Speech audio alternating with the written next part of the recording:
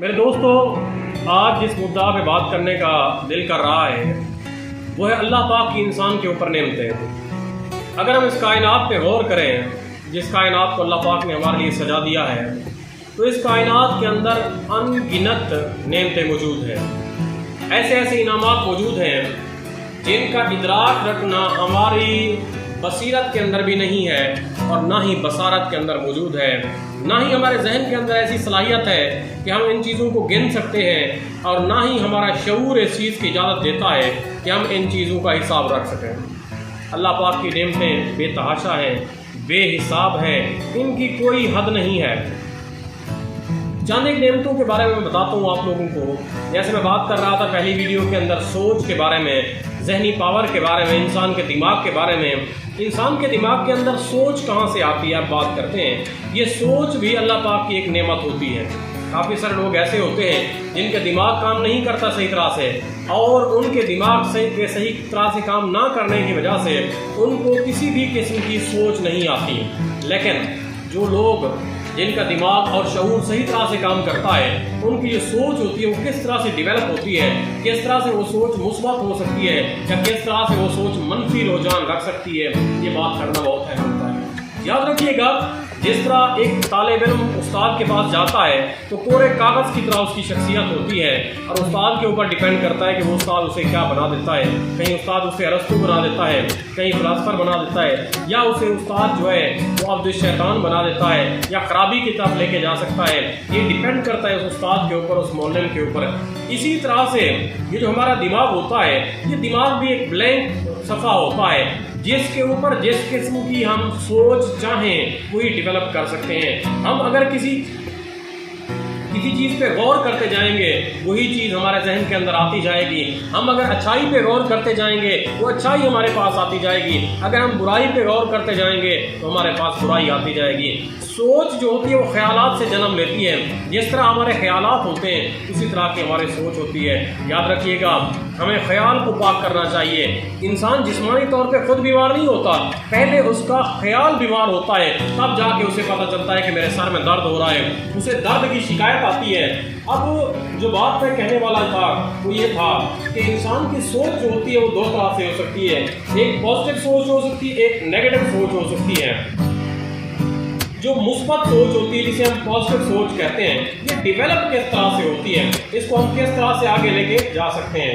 یاد رکھیے گا، پازیٹیو سوچ ایک بہت بڑی نعمت ہوتی ہے، اللہ پاک کی طرف سے ایک بہت بڑی نعمت ہوتی ہے، کیونکہ مثبت سوچ ہی کی وجہ سے مثبت اعمال جنم لیتے ہیں، اور مثبت اعمال کی وجہ سے مثبت نتائج آتے ہیں۔ یاد رکھیے گا، وہ بندہ دنیا کے اندر اللہ پاک کی طرف سے ایک نعمت ہوتی ہے دنیا کے لیے، اور اس کے اوپر اللہ پاک کا خصوصی کرم ہوتا ہے جس بندے کی سوچ پازیٹیو ہو جاتی ہے، اور وہ اچھے اعمال خود بھی کرتا ہے اور دوسروں کو بھی پرووک کرتا ہے کہ وہ اچھے اعمال کریں۔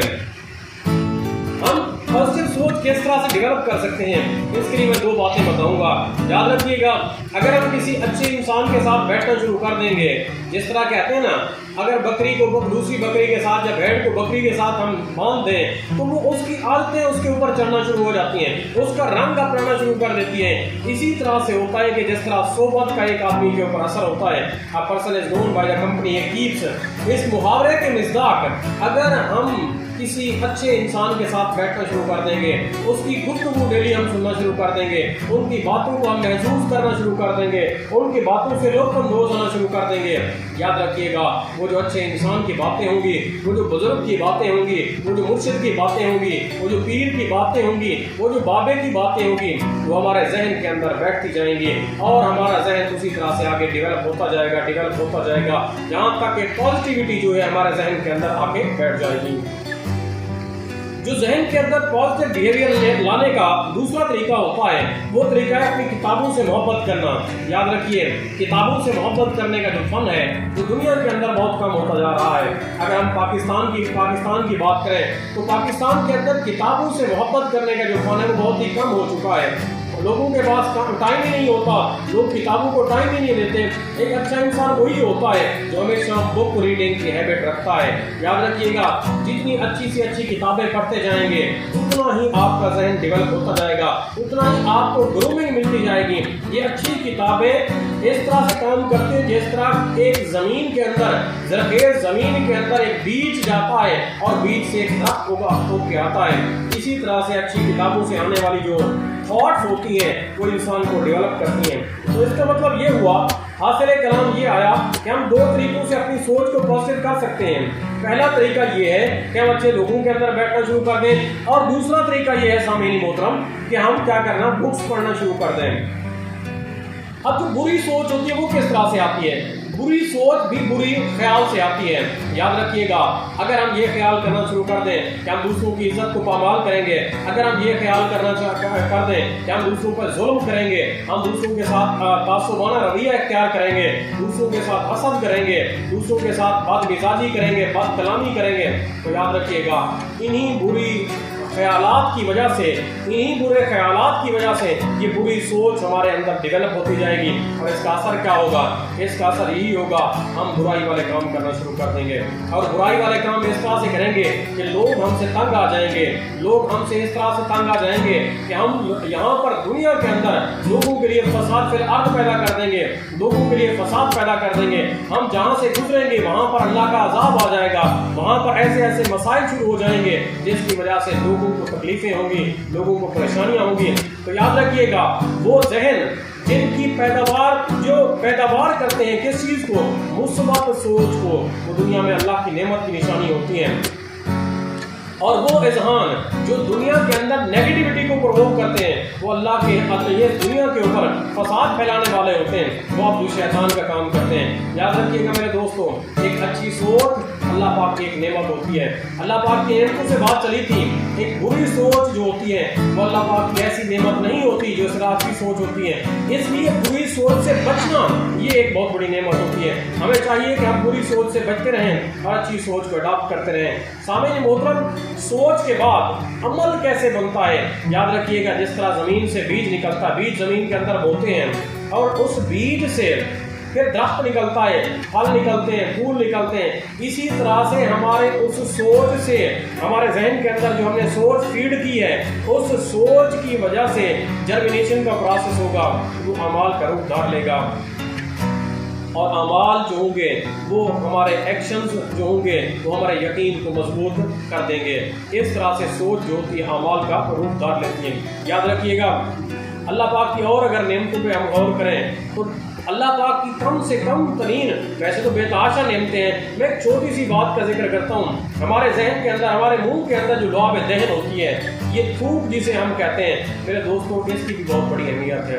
विदाउट ऐसे बंदे मैंने देखे हैं, कुछ एक दो ऐसे बंदों से मुलाकात हुई है जिनके मुंह के अंदर लुआब दहन पैदा नहीं होता था, जिनके मुंह के अंदर थूक पैदा नहीं होती थी।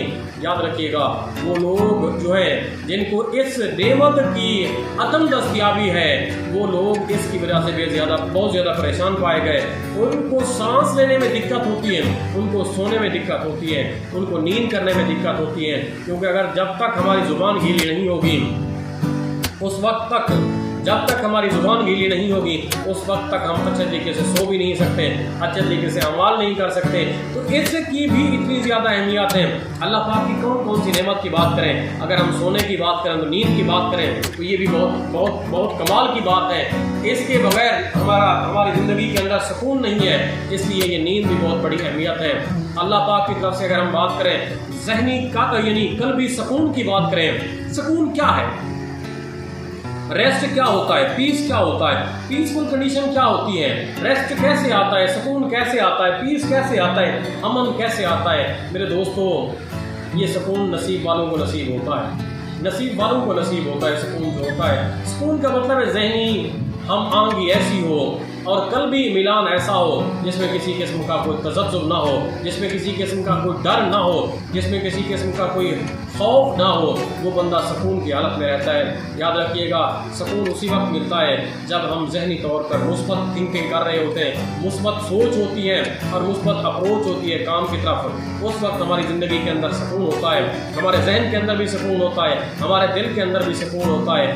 اور اگر ہماری مثبت اپروچ نہ ہو، نیگیٹو تھنکنگ ہو، منفی رجحان ہو، اس وقت ہماری سوچ بھی منفی ہو جائے گی، اور جو اپروچ ورک ہوگی، کام کی طرف جو اپروچ ہوگی وہ بھی ہماری خراب ہوگی اور ہمارے لیے نقصان کا باعث بنے گی، جس کی بنیاد کے اوپر جو ہوگا ہمیں کبھی سکون نہیں مل سکتا۔ سکون ایک وقت ایک چیز ایسی بھی ہے جسے ہم ظلم کہتے ہیں، ایک لفظ ایسا ہے جو ڈر میں استعمال ہوتی ہے، ظلم کا مطلب یہ نہیں ہے آپ نے کسی کو مار ڈالا، کسی کو آپ نے کیا کر دیا، اپنا کسی کو یعنی غصب کر دیا کوئی چیز، آپ نے کسی کو دھکا دے دیا، کسی کو ڈنڈے۔ ظلم کا مطلب ہے اپنی حدود سے آگے نکل جانا۔ یاد رکھیے گا، جب ہم اپنی حدود سے آگے نکل جائیں گے ہم ظالم بن جائیں گے۔ ظالم کا کانسیپٹ یہیں سے آتا ہے، آپ اپنی حدود کے اندر موجود ہیں، آپ اپنی حد کے اندر رہتے ہیں، تو اس کا مطلب ہے آپ کی زندگی پر سکون گزر رہی ہے۔ لیکن آپ اگر اپنی حد کے اندر نہیں ہیں تو آپ ظالم بن چکے ہیں، آپ اپنی حدود کراس کر چکے ہیں، تو آپ ظلم کر رہے ہیں، اور ظلم کرنے والا بندہ اللہ کو پسند نہیں ہوتا۔ اس لیے سامعین محترم، اللہ کے احسانات، اللہ کی نعمتیں گننا شروع کر دیں تو ہماری زبان اس قابل نہیں ہے، ہمارا شعور اس قابل نہیں ہے، ہمارے شعور کو ادراک نہیں ہے، ہمارے ذہن کی اتنی وسعت نہیں ہے، ہمارا قلب کا ایسا میلان نہیں ہے کہ ہم اللہ پاک کی تمام نعمتوں کو ہم کاؤنٹ کر سکیں۔ لیکن چند ایک نعمتیں جو میں نے آپ کو بتلائی ہیں، یہ وہ ایسی ہیں جن کا ہماری زندگی کے اندر بہترین کردار ہوتا ہے۔